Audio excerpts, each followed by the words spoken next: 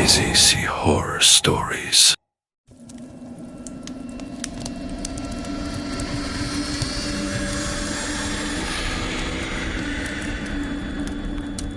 We weren't supposed to be that deep in the forest. Everyone knew that. But that's kind of the reason we went. No signal, no roads, no other campers. Just trees. Miles and miles of trees. By the time we found the clearing, it was already getting dark. The spot looked almost too perfect.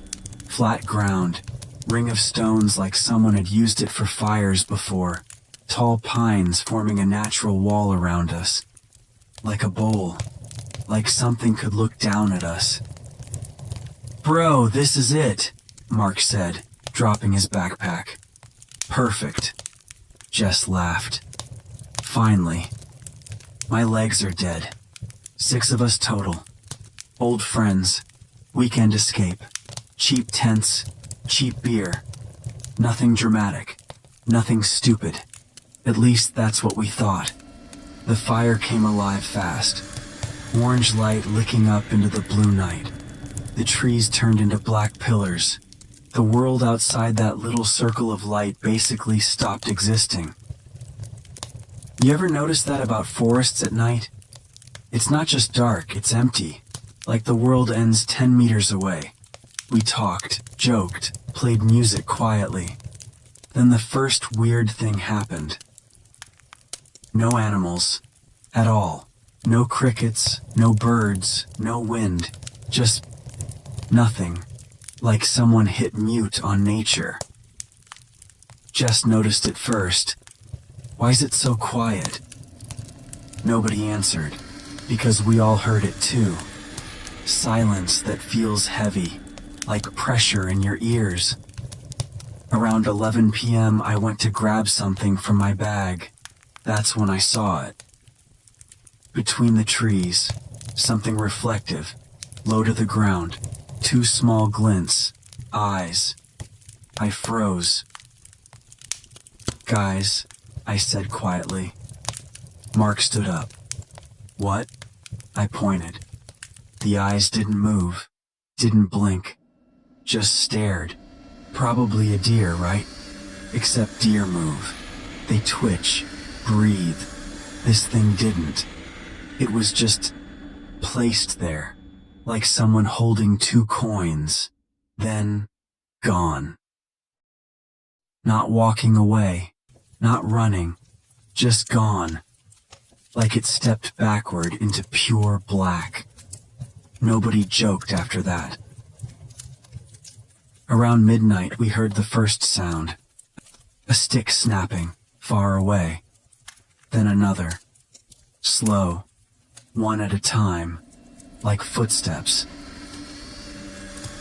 But heavy, not animal heavy, human heavy. Crunch, pause, crunch, pause, circle around us. We shined flashlights out. Nothing, just trees. But the steps kept moving, always just outside the light. "Someone's out there," Jess whispered. "Hunter, maybe?" Mark said. "At midnight?" Nobody liked that answer. Then something worse happened. From the darkness, we heard my name. Soft, barely above a whisper. "Dan." My stomach dropped. It sounded like Mark, exactly like him. But Mark was standing next to me. I looked at him. He looked at me. "Did you just—" "No," he said immediately. The voice came again. From behind us this time. "Dan, come here." Same tone, same voice, wrong direction. Jess started crying quietly. "Nope, nope. We're packing. We're leaving." But here's the problem with forests at night. You don't just leave. You can't see anything. Trip once, and you're done. So we stayed. Worst decision of my life. Around 2 a.m. the fire died down. We fed it more wood, but every time the flames dropped low, we heard movement closer. Like whatever it was didn't want the light. Like it was waiting. Then Chris said something that still messes with me. "Guys, where's the seventh tent?" We all turned. There were 7 shapes in the clearing. 7. We brought 6 tents. I counted. 1, 2, 3, 4, 5, 6. And another one. Old, dirty, half collapsed. Right near the trees. None of us brought it. None of us set it up. But it looked like it had been there for a while. Like it belonged. Nobody wanted to check it. But we couldn't not. Mark and I went with flashlights. Each step felt wrong, like walking into someone else's house. The zipper was half open, inside sleeping bag. Empty, but warm, like someone had just gotten up. I swear to God. Warm. Then we heard it again. Footsteps. Right behind us, closed this time. We spun around, flashlights shaking, nothing. But the fire back at the clearing went out, all at once, like someone poured water on it. Darkness swallowed everything. Jess screamed. For about 10 seconds, we were completely blind. Total black, no stars, no moon, just breathing. Panic breathing. Then, our phones lit up at the same time. Notifications. All of them. No signal all night. Now suddenly missed calls, texts, from each other. Messages like, "Where are you? Why did you leave us? Don't follow him. Run." Sent at 3:17 a.m. But it was only 2:08. Timestamp didn't match. And the scariest part, they were from our own numbers. Like we texted ourselves. Then from the trees, we heard multiple voices. Our voices, laughing, talking, repeating things we said earlier around the fire. Perfectly mimicking us. Like recordings, but wrong, too slow, too stretched, like something learning how to speak. Jess bolted, just ran, into the trees. We chased her, shouting, flashlights bouncing, branches hitting our faces. Then, silence. No footsteps. No, Jess. Nothing. She just vanished. We searched for hours or minutes. Time didn't feel real anymore. Sometimes we'd see the firelight again between the trees. But when we walked toward it, it disappeared. Like it wasn't our fire. Like something pretending, trying to lure us. Right before dawn, we finally found the clearing again. Our stuff was still there, but rearranged. Backpacks opened, sleeping bags dragged, like someone went through everything, looking for something. Or counting us. Jess never came back. No tracks, no screams, no anything, like the forest swallowed her. When the sun finally rose, everything looked normal. Birds, wind, insects, like the night never happened. Except for one thing. There were only 5 sets of footprints leaving the clearing. 5, not 6, not 7, 5. Police said she probably got lost. Hypothermia, animal attack, normal stuff. They always say normal stuff. But sometimes, late at night, I get messages. From her number, just one line, every time. Come back. The fire's still burning. And last week, Mark called me. Shaking. He said when he zoomed in on one of the old photos from that night, there was someone standing behind us, between the trees. Tall, too tall. Watching. And he swears. It has my face. I haven't gone camping since. But sometimes when it's quiet, too quiet, I hear sticks snapping outside my house. Slow, one at a time. Like footsteps. Waiting. Crunch. Pause. Crunch. Closer.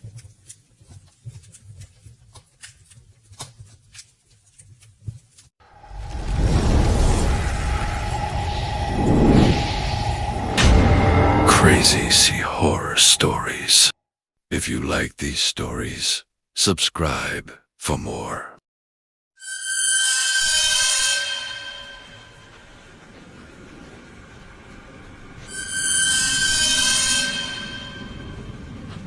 The man in the tan trench coat didn't blink.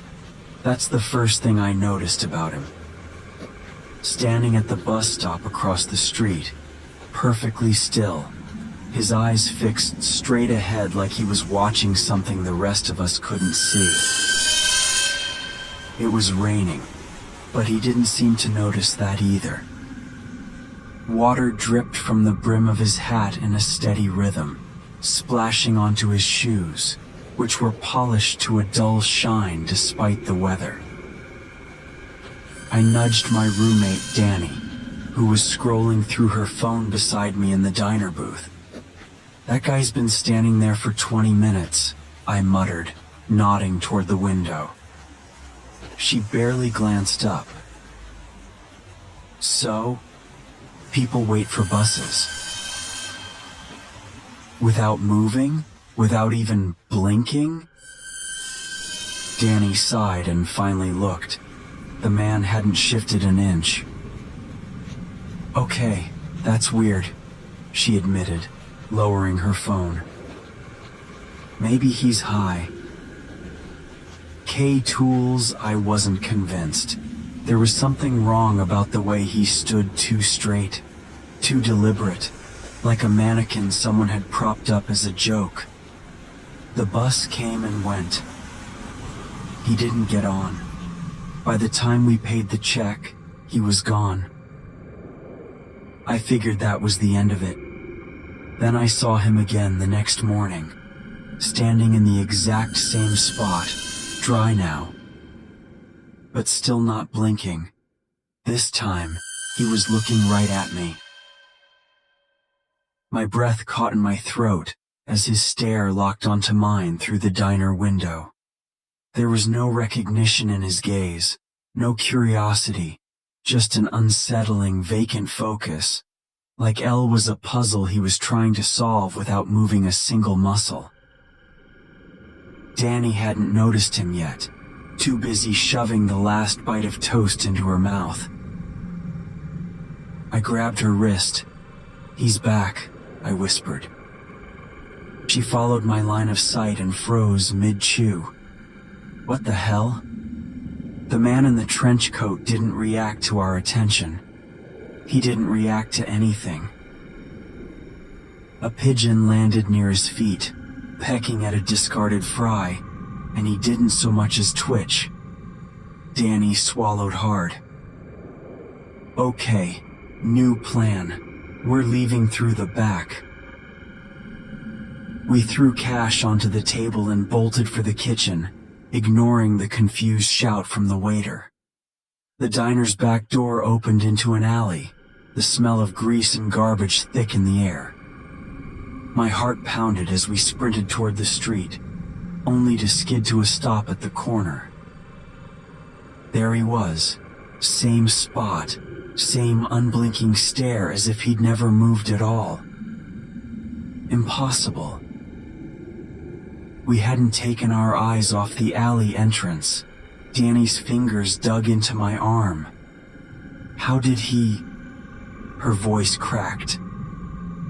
I didn't have an answer.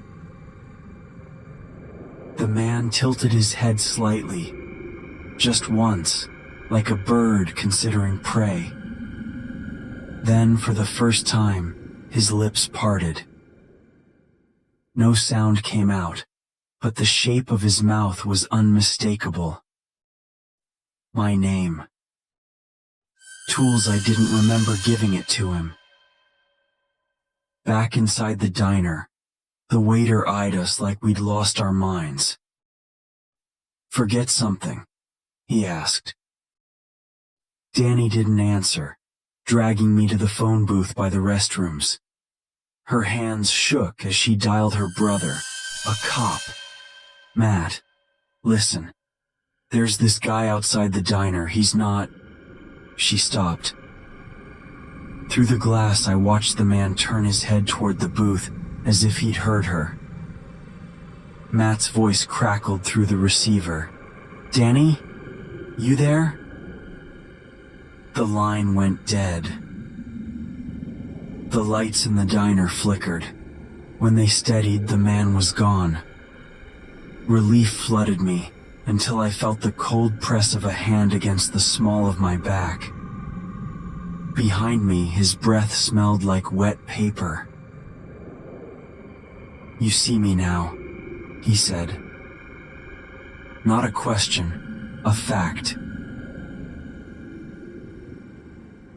The hand stayed there, unnaturally cold.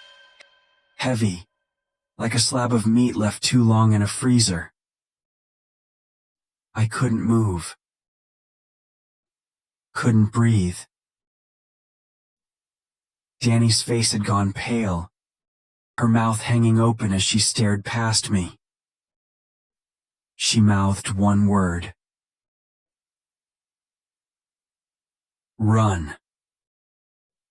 But my legs wouldn't obey. The diner around us had gone quiet. Too quiet. Like someone had hit mute on the world. No clatter of dishes, no hum of conversation. Just the slow, wet sound of the man's breathing against my ear. "You see me now," he repeated, quieter this time, as if sharing a secret. His fingers flexed against my back, and something sharp. A nail? A claw pressed through my shirt, pinpricks of pain spreading in tiny crescents. Danny grabbed my arm and yanked me sideways, hard. The hand fell away, and the noise of the diner rushed back in all at once, a cacophony of silverware and laughter that made my head spin. We didn't stop to look back. We crashed through the kitchen doors, past the line cook who shouted something unintelligible, and out into the alley again. This time, we Huo Tools didn't stop at the street. We ran until our lungs burned, cutting through backyards and over chain-link fences. The kind of desperate sprint you only manage when you're sure something worse than death is behind you. Finally, hunched behind a dumpster in some apartment complex, Danny gasped, "What the fuck was that?" I didn't have an answer. My shirt was damp where his fingers had been, the fabric stiffening as if frozen. Danny reached out, then jerked her hand back. "It's cold," she whispered. I peeled the fabric away from my skin, revealing 5 faint, blue-tinged marks. They didn't hurt. That was the worst part. They should have hurt. Danny's phone buzzed. Matt had texted, 911. Where are you? She typed back with shaking fingers. Our location, what little we knew. Then quieter, she said, he knew your name. I nodded. That fact sat between us like a live wire. Neither of us wanted to voice the next question. How? The answer came from an unexpected place. Behind us, a rusted fire escape creaked. We whirled around. A kid, maybe 12, clutching a skateboard, stared down at us from the metal landing. You saw him too, huh? He said, matter of fact. The staring guy. Danny's breath hitched. The kid shrugged. He's been around. My mom says he's been here since before I was born. Doesn't age. Doesn't talk. Just watches. Danny found her voice first. Where does he go? The kid's expression darkened. Nowhere. He's always there. You just stop seeing him after a while. He paused, then added softer. Or he lets you. A car screeched to a halt out front, Matt, finally. The kid vanished before we could ask anything else, leaving us with more questions than answers. As we climbed into Matt's patrol car, I caught a flicker of movement in the rearview mirror. A tan coat, a hat, a face, turned just slightly toward us. Matt followed my gaze. You okay? He asked. I didn't answer. The mirror was empty now, but the marks on my back burned with a cold that wouldn't fade.